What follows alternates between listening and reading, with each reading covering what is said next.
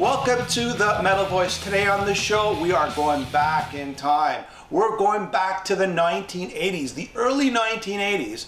My guest today, Greg Walls. For those of you who don't know Greg, he is the original guitarist of Anthrax. We're going to talk to him about the early Anthrax years. So part one will be the early Anthrax years, his time in Anthrax, his contributions. And part two will be, it's going to be a special part. It's going to be Metallica 1983, when they come to New York to record their album, when they're staying at the Music Building, I think that's what it was called. Yep. And they lived there, and Greg was there, and Scott Ian was there, and Anthrax was there to support them in their time in New York when they were starving to death. All right, let's get started. Greg, what's going on, man? Nothing, man. It's nice to talk to you. It's it's a thrill for me. So thank you so much. Okay, let's go back now. Let's go back. Tell me, how did you originally get into Anthrax? Well, I worked for a toy store called Toys R Us as a kid, and I met Scott, and he must have been 17. I mean, we were all really young, and he had a little earring and long hair, so we used to talk, and I said, "What, do you have a band?" And he said, "Yeah, my band is called Anthrax," and I said, "Amtrak, like the train?" I said, "What is that?" He said, "No, anthrax, it's a disease," and I thought it was a weird name, and that's where I met him. I met him in a toy store. We worked together, and we became pretty good friends, and when I got into playing with them, I said I'm going to jam with them, and I went to this Music Building, and I played with him and Danny Lilker and Dave Weiss, who was a childhood friend of Scott, and he was like a plumber's assistant. He wasn't really, they weren't really musicians. Scott never really practiced, and Danny had a lot of musical knowledge, but Danny sort of was like, every note that he played was like 70% note, 30% noise. That's why he couldn't record. There was a lot of problems with him. But Danny was such a great guy. I loved him, and I liked Scott very much. He had a great sense of humor like me, and we used to really love each other's company, actually. So Did the music that we hear on the first album, was that created when you were in the band, or was that created before you were in the band or after? The song that was Across the River and Howling Furies was their song, and what is it? I'm 18, the Alice Cooper song, obviously, was a copy. So those two songs had nothing to do with me. But Panic, I wrote Panic, and I wrote Metal Thrashing Mad. I wrote those two songs. The only part in Panic where there's a double lead towards the end, Danny Lilker wrote that. And the rest of the songs and a lot of Anthrax stuff that I really never followed. I went to college and I did other things in my life. I did play with Stephen Pearcy recently, but I didn't really follow Anthrax that much, maybe because it hurt or whatever, but I don't know what else that might have been mine that's in stuff. But I know on the first album, the rest of the songs, I had a little hand in writing stuff here and there. I helped.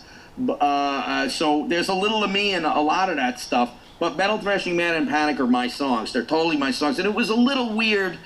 It was very hurtful, actually, to go and actually finally see the album and look at it and not see my name at all. That was very weird, especially thinking that I loved the guy. It was kind of weird. When you're talking about they were your songs, you're talking about the musical. I know Neil Turbin. The riffs and the chords and the, I know Neil wrote the lyrics for most of that album, right? That right. I know Neil, right. You know Neil. Absolutely. We know he wrote most of the lyrics. Right. By the way, just to give you a brief history about myself, I've interviewed Scott Ian, I've interviewed Charlie Benante, I've interviewed Danny, just so you know.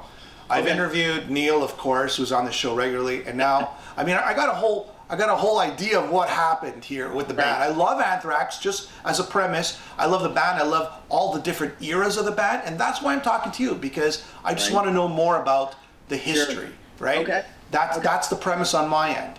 Now, going back to the album itself. Okay, so how many years were you in Anthrax? I think it was maybe 2.5, 3 years, maybe, something like that. Did you guys hang out? How close were you with Scotty? Yeah, we did. We used to go eat, and we used to do things, and we used to try and pick up girls. You were in the band before Neil Turbin was in the band. So Yes. what were the dynamics like when Neil came into the band? Well, you know, if I may say, it was Scott, Danny Lilker, Dave Weiss, and Scott's 14-year-old brother singing. So when I joined, to tell you the truth, I did see something about Scott that I said, this guy, after knowing him for a little while, I said, this guy is going to play Madison Square Garden. Not because he didn't practice, he wasn't really good. Greg D'Angelo used to yell at him that he wasn't practicing enough, his timing was off, he was a terrible lead player. It wasn't that. He had business sense and he had drive, and I knew this guy's going somewhere. That's why I stuck with this ridiculous kind of childlike kind of, environment that was there. That was nothing. There was no musicians there. But when I joined, we met Neil through an ad, but Scott knew Neil from school, and Scott had an issue with Neil. Scott did not like Neil, even though we all went down there, talked to Neil in his house, left. Scott was not into it. He hated him. And I think it was over a girl in high school or some nonsense like that. So there was some kind of history between the two of them. But I talked to Danny Lilker. Scott went on a vacation to Florida.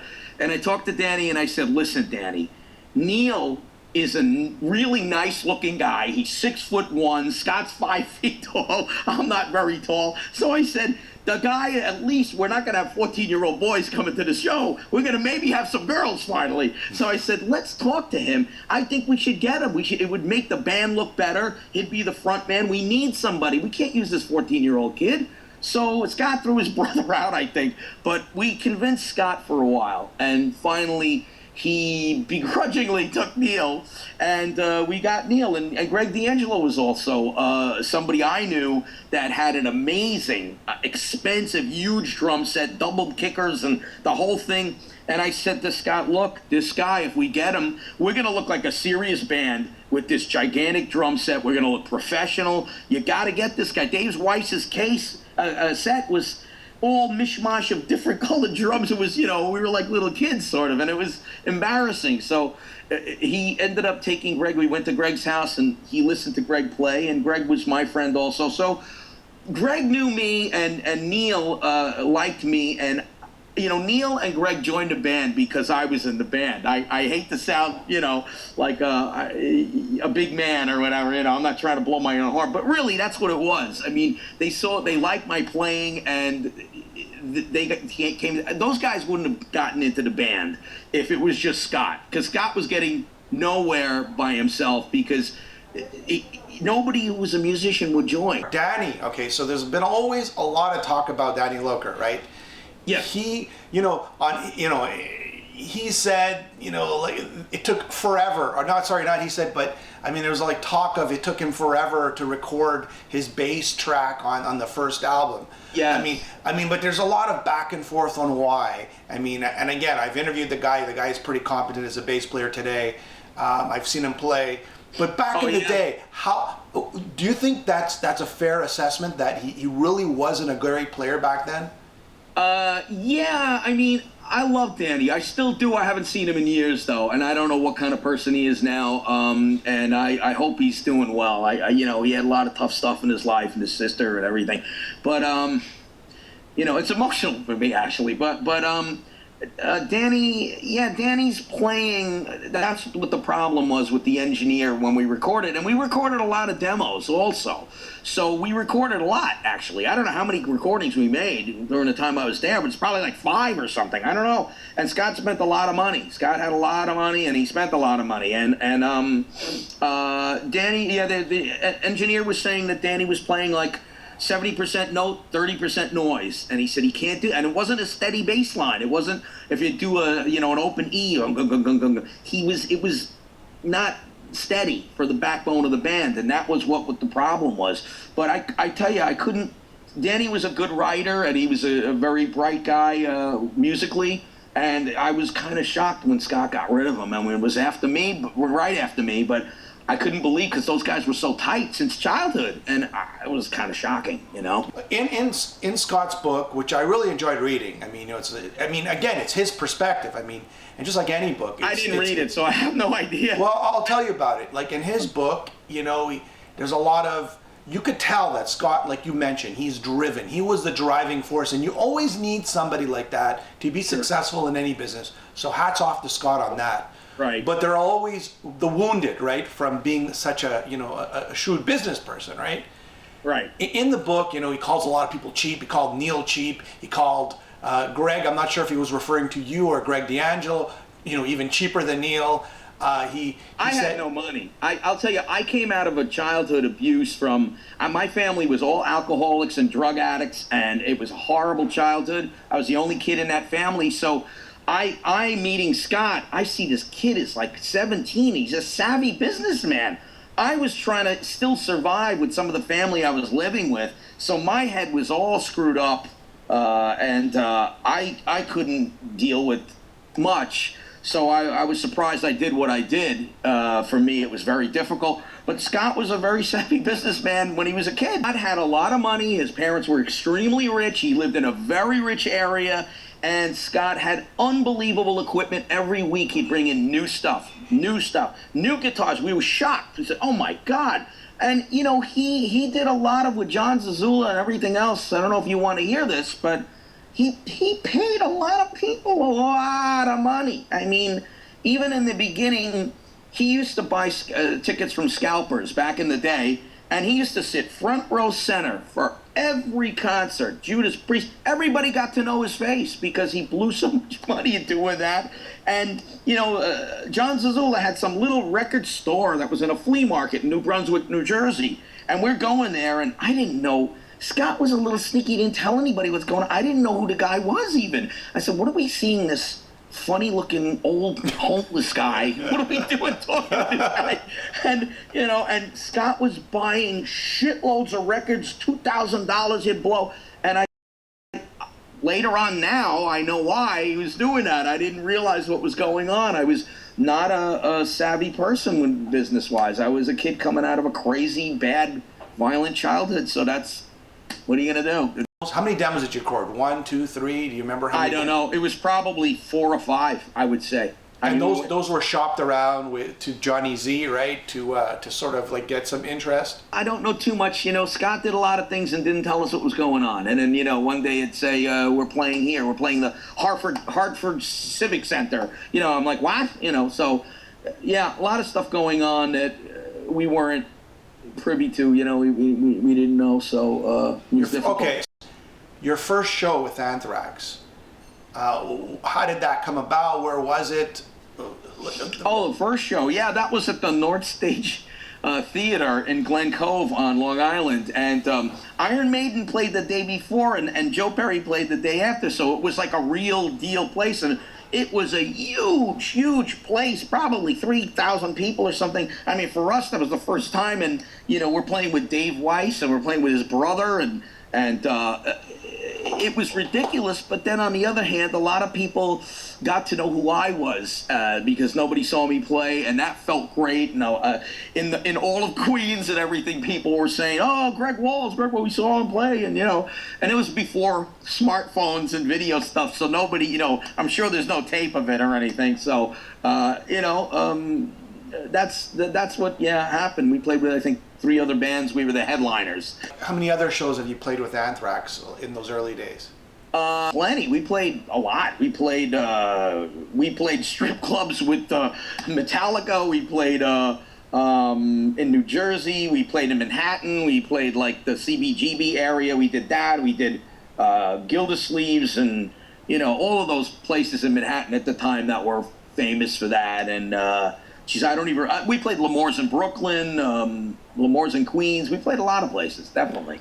What about that short TV clip that is online? Oh, yeah. Yeah, that's SIR Studios. That was, I think, 54th Street near Studio 54 in Manhattan. What was that all about? We were the only people. It was Channel J, I think, which was a Manhattan cable channel. And Rick Derringer's wife was hosting that, and she interviewed us too. And we were the only band that actually went up there and played live, you know, so I was kind of proud of that. I mean, you know, it was back in the day where, oh my God, I was wearing my mother's pants and leg warmers, man. What was I thinking? I don't know. Not metal at all. But my Capizios, holy crap, shoot me now, will you? So yeah, and it was fun, it was thrilling, it was cool. We got on TV, sort of, you know, and everybody else did lip syncing stuff, you know, like the old American Bandstand. We didn't do that. Okay, so you know, you're in the band, you do some demos with them, you're playing shows. Why did you decide to leave Anthrax? Well, you know, I'm a little older than everybody. I think everybody's in the 51-year range. I'm about 2-3 years older than everybody. So I was looking at, I had a very bad house, sort of my family life, and I was thinking, I'm not getting, you know, we never got paid at all for anything, and I think that I contributed a lot, not only with the music and getting the band seriously together with serious musicians, which would have never happened if it wasn't for me. He would have still been playing with these people that can't play and all that stuff. So, and you know, even Scott's name, Scott Ian, I told him to do that. His name was Scott Ian Rosenfeld, and he's using Rosenfeld, and I said, Scott, Rosenfeld sounds like a pharmacy. I said, what? It's not a stage name. Your middle name is fantastic. Why don't you use your middle name? And he kept telling me, no, man. About a month later, he started listening to me, and he goes, you know, I think you're right. It is a cool name. I said, yeah, use your name, you know. So I'm sorry. What did you ask me? That was well, it's all good. It's all good. So, I mean, why did you decide to leave Anthrax? I think it was because I was getting older, and I went to college a few times, and I dropped out because I kept going back into the band. And I kept seeing this guy is really motivated to do something for himself.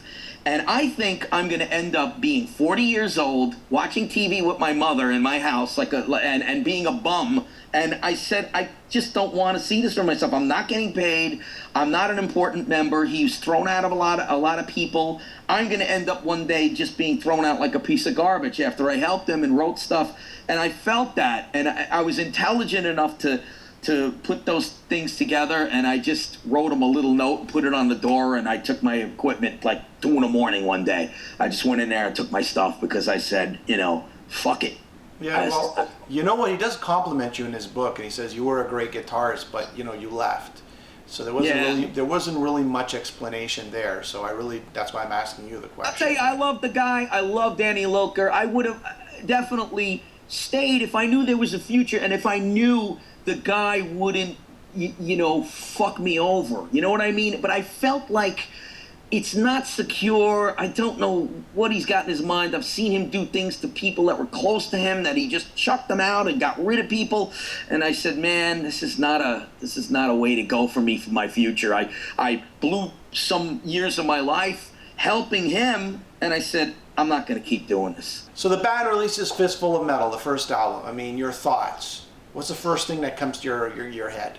When I did see the album, I really felt so terrible. I felt really like, I mean, it really hurt. But you know what, man? I guess I'm good at compartmentalizing stuff and I just took it and said, all right, fuck it. I'm not going to think about it. But you know, years and years later, just recently now, it's getting to me. I don't know. I guess after all these years of pushing it down and not thinking about it. You know, before I was going to talk to you, I got sick. Oh, really? Yeah, I puked. Because it made me, because emotionally, I didn't even realize I was this emotionally affected by it. But I am. I didn't think I was. And I let it go to get on with my life. And the core of it, I mean, what is it? Regret? Is it anger? Is it regret because you should have stayed with them? Or is it anger because they didn't credit you? Or It's all of that. Everything you said, all of the above. But also, when I saw I know you don't want to talk about it, but the unbelievable success of Metallica, that bothered me. That really, I said, you fucking idiot. And we're going to go back in time now. We're going to go back to 1983, Metallica, when they were given money by Johnny Z. He took out a loan on his house or a mortgage on his house. He brought him all the way to, I believe, Rochester, or not just New York in general. And they did not have an apartment. They did not have a hotel. They slept in the rehearsal room in the music building, Yep. which was, I believe, in Queens, New York. Maybe Yes. I'm not. Bad area, Jamaica, Queens, very bad. Jamaica, Queens. So I guess Johnny Z called upon Anthrax, hey guys, can you just help Metallica out? These guys are starving. They have no running water, I guess. Right? Exactly. They have They were nothing. Can showering you at guys Danny help them out? So Wilbur's house. 1983 Metallica. So I mean, a lot of people don't know this, but Greg Walls was there. Right. And so was Neil Turbin, and so Right. was, we know Scott was there, we know Danny Looker was there, but Right. there were other guys there helping out the band, talking Right. with the band, hanging with the band, and jamming with the band. So, Right. Greg, tell me about when Metallica first came to New York. I heard about it from Johnny Zazula, and he showed me pictures, and I didn't know who the hell they were. I didn't know what they sounded like, and I really didn't think it was a big deal. I didn't know who they were.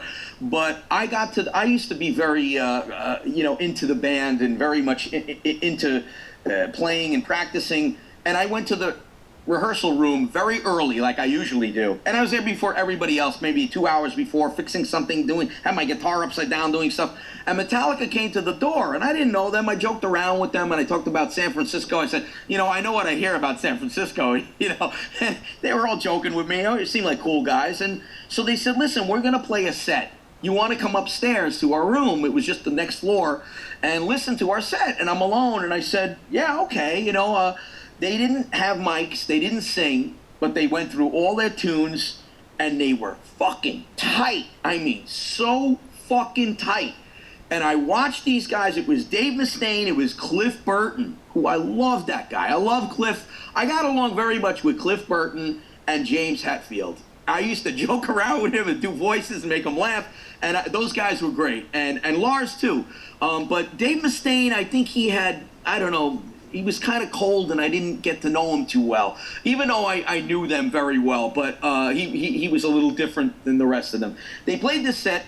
After I watched, I said, thanks a lot. And I went downstairs, and I said, holy shit, I've got to tell these guys, my band, Anthrax, we're going to get killed. We're going to play with these guys? We're going to look like a fucking garage band. These guys were tight and professional. I didn't even hear the vocals yet.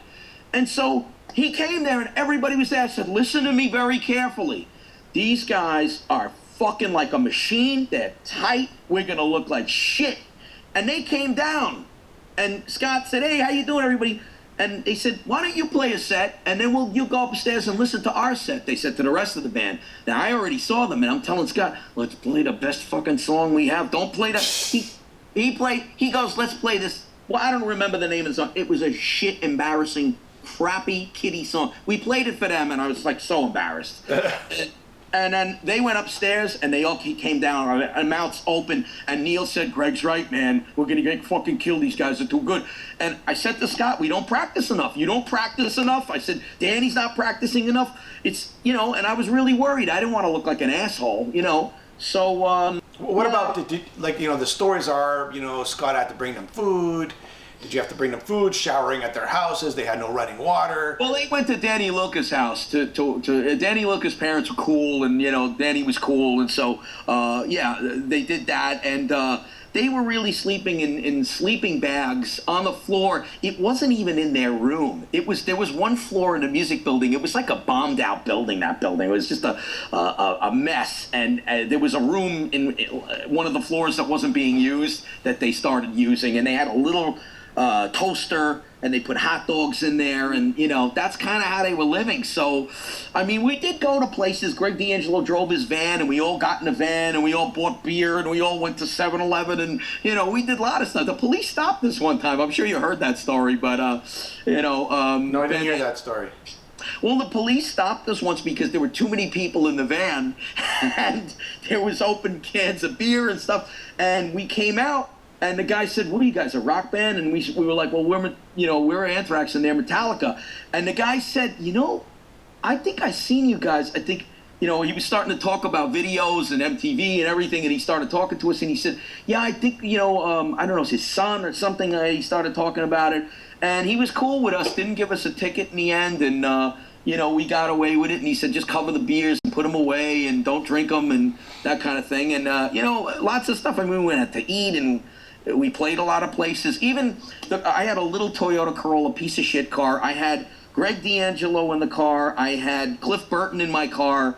And I had Metallica had like a manager at the time. He's a long-haired kid. And I was driving in Queens going somewhere. I don't know where I was going. I got into an accident and I smashed the car. And, you know, Cliff was in the car. And, man, when I heard about what happened with Cliff after that, I was like, holy shit. You know, he survived my thing. And it was just creepy, you know. How well did you get to know Cliff? Any cool stories? Well, you know, Cliff he had this tough guy, Clint Eastwood kind of a, you know, sort of personality. But I was such a clown all my life, and I was like doing voices and doing all kinds of things. And I got through to him. I used to make him laugh, and I used to, you know, he seemed like he had this exterior of this tough, you know, metal player, but he was really a very sweet guy, you know, I got to know these guys. I was with them for a long time. It wasn't weeks. It was probably a year or two. I don't know. It was a long time. I don't know. I don't remember, but it was definitely a long time because we played so many gigs. I mean, we you know, we went around playing together. So the whole Dave Mustaine getting fired. From where you were sitting, how did you see it? You know, it seemed like Dave was not a very warm person, and maybe it was because he was not getting along with them and he had some demons. You know, I know he was a drinker and things like that. So there was stuff going on there that was sort of like when you see a husband and wife and they're not getting along and you don't know them, but you know they're not getting along. It was kind of that kind of thing going on. So eventually, you know, Dave did get chucked out, and he went to Danny Looker's house, and took a shower. He was crying like a baby and everything, and he took the bus back. And I'm really surprised at what he did. Good, you know, hey, good for him. You know, I mean, it's excellent. But I was there when there was no guitar player, and believe me, I thought about it. I'm like, what the hell? They're looking for a guitar player, and you know, I really regretted all of that when later I saw I mean, they were like the Led Zeppelin of the 90s. They were huge. And I thought, you idiot, you could have had a gigantic house on the hill with a model and Lamborghinis, but no. So there was an empty guitar spot to be filled. Of course, right. Kirk Hammett was coming, right? But there was an empty guitar spot. Not at the time. At the time, there was no mention of him, and there was nothing like that. They were looking. And I remember they were thinking of different people, but there was nobody, you know. Did Johnny Z ever go up to you and go, hey, maybe you can try? Did anybody go up to you and say, hey, maybe you should give it a shot? Johnny Z talked to me a few times, and I actually had a fight with him because I really didn't know exactly who Johnny Z was. Because Scott kept me in the dark, and I couldn't. And then, so it kind of fucked me up, because if I knew what was going on a little more regarding the management, it would have helped me a great deal. I would have been a lot, you know, more receptive and thoughtful for myself. Even, you know, it's just things happen, and what are you gonna do? That's life. Yeah. And when Kirk eventually came in, we used to play together, and we used to play out of my practice amp backstage. And, you know, it's funny, though. There's some unwritten kind of a rule in music that guitar players genuinely don't like each other. Yeah. You know, they're usually jealous of each other. And there was a little bit of that going on with him, I think, because I got along with everybody else, but he had I don't think, you know, whatever. You know, but we were still cool, you know, if it wasn't for that, you know, but we kind of talked and we played together and stuff. And you know, I'm even afraid to say anything, because I know how people are and how fans are and stuff, but I didn't think he was so great, actually. I thought Mustaine was great. I thought Dave Mustaine was a fantastic guitar player, and I couldn't understand, you know, but I guess the inner workings and personalities have a lot to do with it too, not just how you play, you know, so. Dave Mustaine, was he as drunk as they said he was? I mean, everybody was drinking back then, right? Well, he seemed like an angry guy all the time, and I you know, I was a pretty sweet, nice guy most of the time, so it seemed like he didn't really want to talk too much, and it seemed like he was troubled, so maybe that's what was going on. I tell you, you know, my father was a bad alcoholic, and that's sort of what you do. You sort of become antisocial looking so people don't bother you because you're going through a living hell. And maybe that's what was going on, you know. It's, you know, kind of a shame. But Dave did good, man. I'm glad he did. God bless him. I mean, he did great. And I like his stuff, too, you know. James Hetfield. Any cool stories with James Hetfield? And I remember that James had a pretty kind of sweet soul, too. I mean, you know, I don't know how success has changed him. I don't know. What about Lars? What was your opinion on Lars? As a drummer, let's say. You know, James had a good sense of humor, and he liked a lot of my nonsense and stuff. And Lars did too, but James was a little more like he liked joking around more than Lars, a little bit more. And Cliff was cool too, even though he didn't let his soft side show. Sort of, he had a big guard up, Cliff, but he was just a little sort of mushy, sweet guy. Actually, you know, but people wouldn't know that because, like, the first time we played with them, and when they took the stage, I went back and sat down, and I was by the bar, and when they came out and played Hit the Lights, I never saw them play, and I never saw them sing. When the first time I was like, holy shit! I mean, James's personality coming through with his vocals were fucking amazing. And then Cliff playing the bass like Jimi Hendrix. He had a wah-wah pedal. He was playing lead. And I was like, oh my God, these guys are fucking insane. And it was just a really cool thing to see that nobody probably saw. It was like the show place. It was a strip joint in New Jersey, you know? Yeah. So that was amazing, man. It was amazing. I mean, we played everywhere. The Last Chance and all these places in Poughkeepsie and all over. Manhattan, Connecticut, you know, we were all over the place. So. Scott Ian, you met him at a book signing when he was releasing his book. Tell me about that story. Yeah, it was just a few years ago in Los Angeles, and I found out about it, and it was on La Cienega, not too far from where I was. So I went with my girl down there, and I talked to the guy at the gate. I think it was $35. I said to the guy, look, I played with the guy. Can you let me? So he let me in. I went in the back, and I was sort of somewhere in the middle of his book reading thing that he was doing on stage, and I listened for a little while, and then he turned up the lights, and he said, does anybody have a question? And so I came down the aisle, and I said, hey. And he probably couldn't see me, and I said, when's the last time you saw Greg Walls? And he looked at me, he's like, Greg Walls, is that you? And he said, turn off the lights. And it was me, and I sort of grabbed him and I hugged him. I maybe a little too hard, but I hugged him and I said, oh my God, it's so long I haven't seen you. You know, it's so good to see you. And then he really seemed like he couldn't recover from that. He kept telling the audience, oh, that was unbelievable. And he said, you're in the book. You're in the book. He was telling me that on stage in front of everybody. It was a big place. It was, I don't know, 300 people or something, and he kept saying it over and over again, and I couldn't understand. He was very nervous, he seemed like. So I went outside, and he was signing books, and I went through the line, and I said, hey, and he said, yeah, let me show you the book, and he dropped the book on the floor. He picks the book up, and he's going through it, and he said, here's a picture, and he showed it to me, and I said, oh, shit, that red motorcycle jacket is yours. You remember that jacket? And we were talking, and I said, here, take my number down, man. I said, get your girl, I'll get mine. We'll go out to dinner or something, man. I'd love to talk and, whatever, man. It's good, nice to see. I really love that guy. I did. I liked him very much. And his personality and sense of humor is so much like me and stuff. So I did definitely miss him. So I gave him that and I left. And that was the last I heard of him. That was the end of that. So he never called you up for any dinner or anything like that? Of course not. No. Well, maybe one day. Maybe one day. You know something, though? He was so nervous, though. Later on, I thought about it. And I never really listened. I started listening to Anthrax stuff after that. I started going in YouTube and looking at stuff, and a lot came back, and I started to remember, I really didn't give a shit about the music, even though he did what he did. But it kind of made me think, the way he reacted makes me think he thinks he really did a job on me, and I'm going to be so mad I'm going to kill him. That's the feeling I got. And I said, if that's what he thinks he did to me, that's fucked up. Because he knows that he screwed me, and that's not cool, man. I don't know. I mean, I know what we talked about when you're driven and things like that, but to do stuff like that to somebody who's basically, I was harmless. I'm not a person who's going to go get a lawyer, and and I didn't all these years. I mean, I'm an old fucking man. I'm talking to you now. I never opened my mouth all these years because I let it go. I don't want to stir up stuff, and I don't want to badmouth anybody. I'm not in the business of doing that. I'm not comfortable with that. I'd rather try and be positive with my life.